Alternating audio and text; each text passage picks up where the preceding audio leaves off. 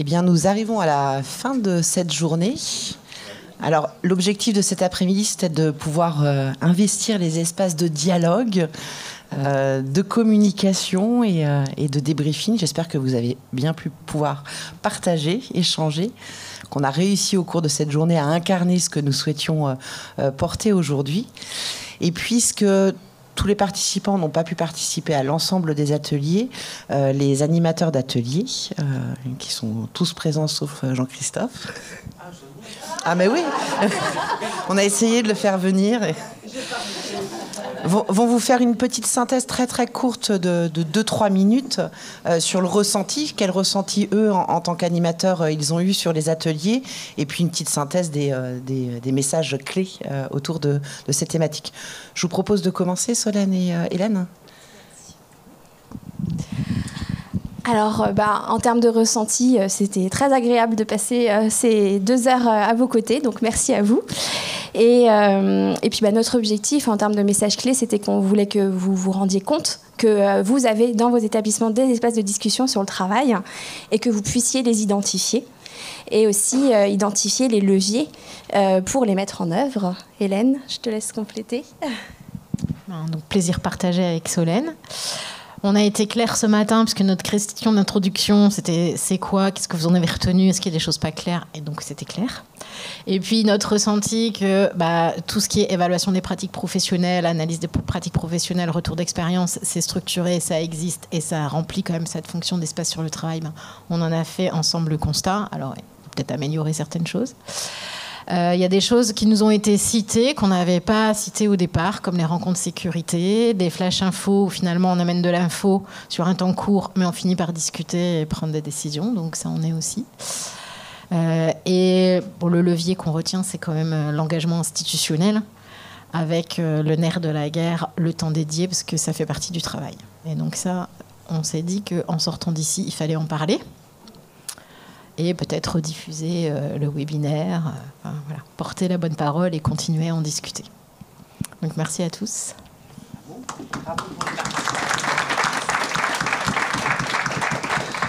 Alors nous, dans notre atelier sur le débriefing clinique, on a d'abord eu, à partir d'une vidéo, un premier questionnement, de se dire que le problème, la cause du problème, en tout cas ce qu'on veut nous identifier, n'est peut-être pas la cause réelle, et qu'il est toujours intéressant de savoir ce qui se passe dans la tête de la personne et d'éviter d'interpréter les événements en fonction de son propre regard. Et puis on a fait un petit exercice de questionnement où on a toujours beaucoup de plaisir, Jean-Christophe et moi, parfois, moi pour ma part, à jouer l'étudiante qui ne sait pas toujours très bien, voilà, donc ça m'amuse toujours beaucoup. Mais en fin de compte, on se rend compte que questionner n'est pas toujours si évident que ça, et vraiment l'importance de prendre le bout de la ficelle et de tirer la pelote vraiment jusqu'au bout, jusqu'au moment où on a vraiment trouvé l'origine du problème pour pouvoir alors le traiter. Merci Sophie. Et je dirais aussi, ce qu'on a quand même discuté dans les 2 groupes, c'est l'importance de connaître les compétences non techniques ou le CRM ou les soft skills, peu importe comment on les appelle, parce que si on est encore mieux formé là-dedans, on arrivera à trouver encore plus vite ou à apporter des solutions aux équipes que l'on n'a peut-être pas nécessairement si on n'a pas ce bagage-là. Après, la question, c'est de savoir comment former les personnes par rapport à ça. Peut-être avec un escape game, non? Merci Jean-Christophe.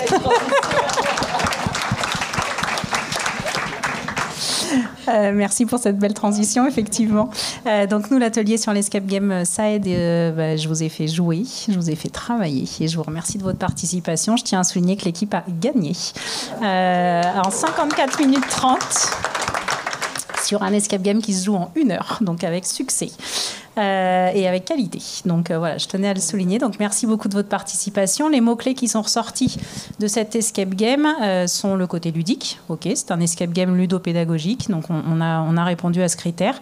C'est le côté efficacité d'apprentissage, avec effectivement ce côté ludique, mais la pédagogie qui est très bien intégrée au jeu, qui fait que même quand on ne connaît pas un outil, l'escape game permet de sortir de cet atelier en connaissant l'outil. Et donc l'outil là qu'on a travaillé, c'est le SAED, qui est un outil de communication communication structurée, on a parlé des compétences non techniques et notamment de la communication. Si on veut pouvoir améliorer les communications interprofessionnelles, ça passe par justement des outils de standardisation. On en a qui sont proposés, que ce soit par la Haute Autorité de Santé ou par d'autres. On a parlé du Team Step ce matin. Donc en France, il s'appelle le SAED. En Belgique, il s'appelle le SBAR. Le SCAR aux États-Unis. Enfin, peu importe, c'est le même outil. C'est juste qu'il a été traduit du coup pour nous en français. Et donc cet escape game aide à promouvoir du coup cette utilisation. Et donc là, voilà, le mot-clé, c'était efficacité, collaboration, puisque pendant le débriefing de l'escape game, on a pu aussi parler des composantes du travail en équipe. Donc on a revu la répartition des tâches, le leadership, la communication, la gestion de la charge de travail. On n'a pas parlé de la gestion du temps, mais on aurait pu. Donc ça permet effectivement de pouvoir aborder d'autres compétences que le SAED. Petite information du coup pour ceux qui n'étaient pas là, on va pouvoir vous reproposer, parce qu'il y avait beaucoup d'intéressés qui souhaitaient venir à l'escape game, mais en format colloque c'est compliqué.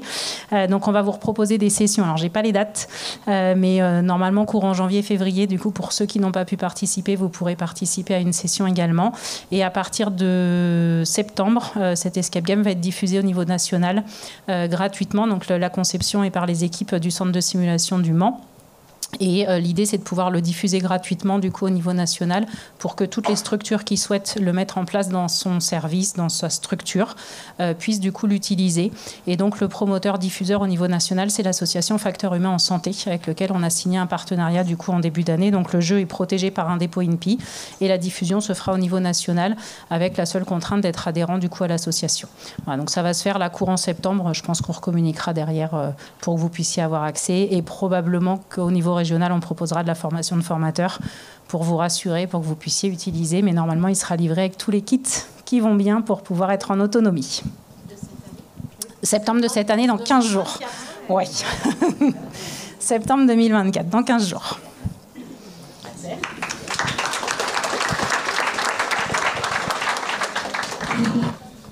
Alors effectivement, Hélène, tu m'as tendu une perche. C'est quoi la suite de ce séminaire? Donc vous l'aurez compris, il y a plusieurs suites. Alors déjà, si ce séminaire vous a donné envie de vous engager dans une réflexion autour de l'amélioration du travail en équipe et que vous cherchez à savoir comment activer les leviers, n'hésitez pas, à vous rapprocher des équipes qui ont déjà expérimenté et mis en œuvre, et puis bien entendu vous rapprocher de Calirel Santé, puisque l'une de nos missions, c'est aussi de vous accompagner à identifier les leviers, lever les difficultés pour petit à petit mettre en place ces démarches. Sur le débriefing clinique, on a commencé à le dire ce matin, donc on a un partenariat avec Enalux. C'est vraiment, pour nous, c'est un honneur ce partenariat. Et l'idée, c'est de pouvoir lancer des formations e-learning sur la mise en œuvre des débriefings cliniques. Donc on va commencer par une expérimentation en région Pays de la Loire. Donc vous allez recevoir dans les prochaines semaines un petit appel à candidature pour identifier les établissements, les équipes qui souhaitent s'engager pour tester ce e-learning et être les précurseurs ligériens sur le sujet. L'idée pour nous ensuite est de pouvoir le déployer à plus grande échelle dans le cadre vraiment de ce partenariat. Alors pour ceux qui le testeront, on est toujours preneurs des améliorations et des remarques. Donc ça, je pense que c'est aussi important à dire. Tout à fait. Et d'ailleurs, ce partenariat, il est vraiment dans ce cadre-là. Donc, il y a d'autres actions aussi dans ce partenariat, avec l'élaboration aussi d'un guide sur le débriefing clinique. On a vraiment plein de choses qui sont en cours de gestation, et très rapidement, vous allez avoir des nouvelles de nous. On a parlé des espaces d'échange, donc c'est un peu notre fil conducteur à Calirel Santé. Alors comme disait Jean Aligon, notre conseiller médical, il y a quelques temps, tout se tient. Mais effectivement, là aujourd'hui, on parle de travail en équipe, on parle d'espaces d'échange, mais c'est aussi des sujets qu'on aborde quand on parle de management, de certification, de dispositifs d'évaluation et d'engagement des managers sur les sujets de qualité des soins et de sécurité des patients. C'est aussi un sujet qu'on aborde quand on parle des événements indésirables ou encore de l'intégration du patient. Donc toutes nos actions abordent ces questions d'espace d'échange, et on a travaillé, vous l'avez peut-être vu, sur un guide qui s'appelle le guide EasyLead, qui a été communiqué largement au niveau régional, et la semaine prochaine nous commençons une deuxième session de communication. On a fait connaître le guide, et là l'idée c'est de faire connaître les outils du guide. C'est pas la semaine prochaine ? C'est la un doute. De faire connaître. Non, parce que je peux avancer le calendrier, hein, je peux avoir tendance à faire ça.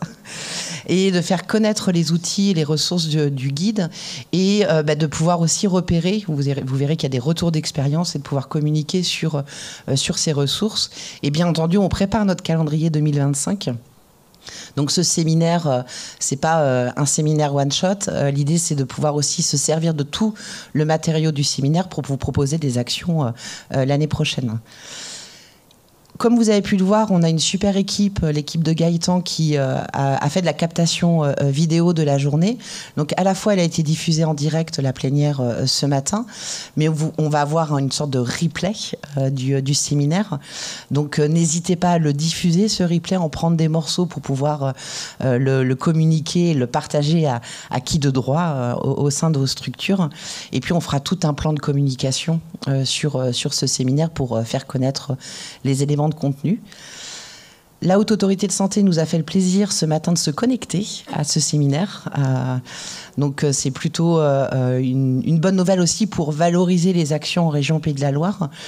Surtout qu'on l'a très peu abordé aujourd'hui, mais cette semaine, c'est la semaine nationale de la sécurité des patients et c'est aussi une semaine où il y a beaucoup de communication autour d'une feuille de route nationale autour de l'amélioration de la sécurité des patients et des résidents. Et cette feuille de route nationale, elle a un axe 1 autour du travail en équipe. Et dans le cadre de cet axe 1 sur le travail en équipe, il y a une recherche de pouvoir valoriser toutes les initiatives locales, régionales autour de ces démarches-là et de faire en sorte que toutes les recommandations qui ont pu être mises en œuvre, elles puissent aussi être questionnées sur la capacité, l'adaptation dans la réalité du travail. Donc on est dans le travail réel, travail prescrit, et de pouvoir voir comment on peut adapter ces éléments. Et dans cette feuille de route aussi est abordée l'association soins aux professionnels de santé pour faire le lien entre travail en équipe, événements indésirables et prendre soin de ceux qui soignent. Donc c'est un séminaire dans l'air du temps. Nous espérons vraiment qu'il a pu vous apporter des repères, du partage, des pistes, une envie de pouvoir vous engager dans ces démarches. En tout cas, nous, on est à vos côtés. On remercie sincèrement les retours d'expérience des établissements, avec l'humilité qui a aussi été dans ce retour d'expérience, et puis nos intervenants de qualité qui viennent du Mans ou de Belgique. Et on vous dit à très très bientôt et excellente fin de journée à tous.